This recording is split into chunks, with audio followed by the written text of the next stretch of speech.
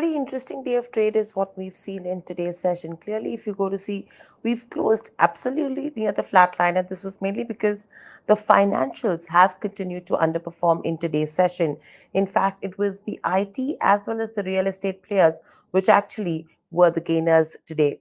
Mid-cap outperformance did keep the market breadth overall in favor of the advances.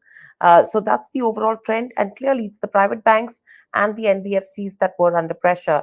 The Sensex managed to close around almost 99 points higher, whereas the Nifty ended at levels of around 18,600. So that's going to be a crucial level that we will continue to watch out for as well. Overall, if you see oil marketing companies, they surged in trade today. You had a lot of other counters in terms of IT, wherein TCS, Infosys, as well as HCL, all the three counters did see some buying interest that was coming in from in terms of the IT majors. Clearly, if you see in terms of, let's look at the top gainers in today's session: BPCL, HCL Tech, Infosys, NTPC, as well as Adani Enterprises. These were the top gainers in trade, whereas on the losing end, you had a Power Grid, L&T, Cipla, Titan, as well as Maruti.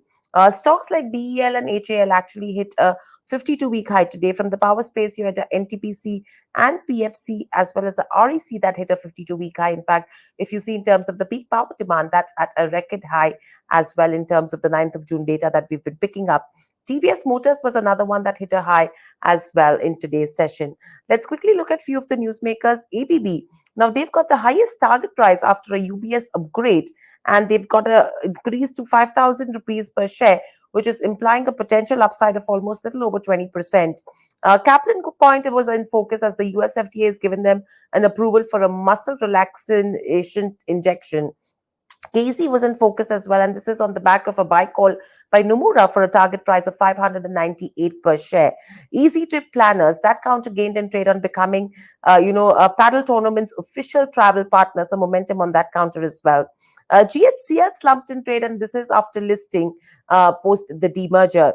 Coforge was an interesting one as well because Coforge and Fundmore have partnered for automation solutions for mortgage lenders in Canada, as well as the commentary from the management at the analyst meet was quite positive with regards to where the demand goes, where they've been positive in terms of the constant currency growth as well. So good numbers coming in there. Avantel bagged a contract on the back of which some smart moves was seen on that counter. Delivery has been an interesting one. In fact, the logistics space has been buzzing over the last couple of trading sessions, and delivery jumped in trade today after a large block deal trades as well. Maharashtra Seamless, they've gone ahead and prepaid a loan on the back of which there was great momentum, and now the company has become debt free. And you have MRF, which is now back above the 99,000 mark as well.